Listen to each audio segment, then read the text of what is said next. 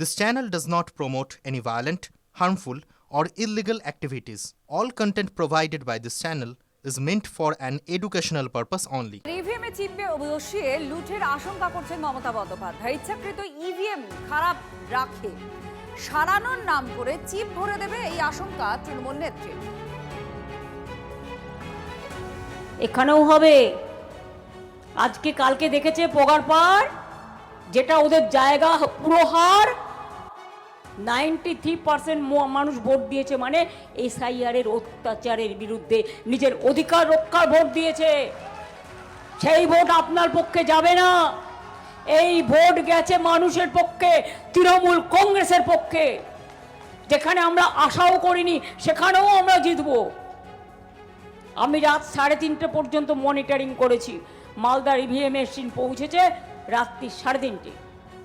কম্পিউটারে আপলোড না হচ্ছে, কেউ ছেড়ে যাবে না। কোনো ইভিএম মেশিন দেখে দেখে আমাদের জায়গাগুলো খারাপ করে দেয়। কিন্তু মা বোনেরা মনে রাখবেন, ইভিএম মেশিন খারাপ করে যদি ভোট দেন, তাহলে আপনার ভোটটা অন্য জায়গায় গিয়ে চলে যাবে। ও সারানোর নাম করে চিপ বসিয়ে দেবে। একটু কষ্ট করে ভোটটা দিতে হবে নিজের অধিকারের স্বার্থে। আমি আর একটা অনুরোধ করব, আপনারা কিন্তু এই ভোটার স্লিপটা যত্ন করে রাখবেন ভবিষ্যতের জন্য। মমতা বন্দ্যোপাধ্যায় তার আশঙ্কা অভিযোগের কথা আপনারা শুনছিলেন। তিনি বলছেন ইভিএম এ চিপ বসিয়ে ভোট লুট হতে পারে, এমনই আশঙ্কা।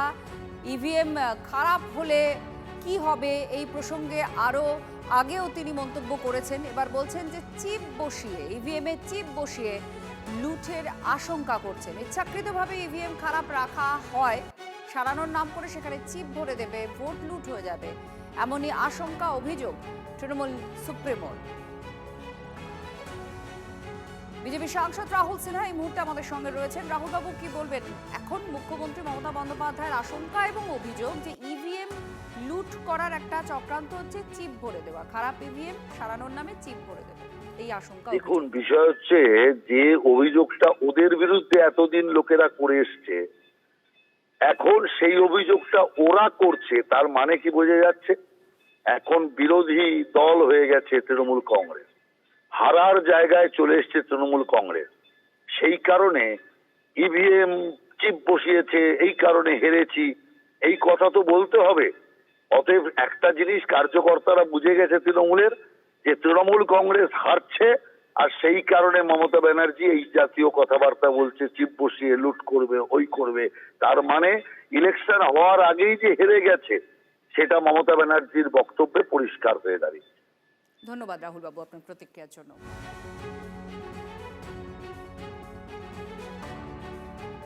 আরো একটা অভিযোগ স্ট্রং রুমের ক্ষেত্রে করা হচ্ছে, সেটা হচ্ছে কোচবিহারের পলিটেকনিকে স্ট্রং রুমে ক্যামেরা বিকল হয়েছে, এমনই অভিযোগ তৃণমূল কংগ্রেসের। কোচবিহার উত্তর আর দক্ষিণ এই দুই কেন্দ্রের সামনের ক্যামেরা বিকেল থেকে বিকলের অভিযোগ।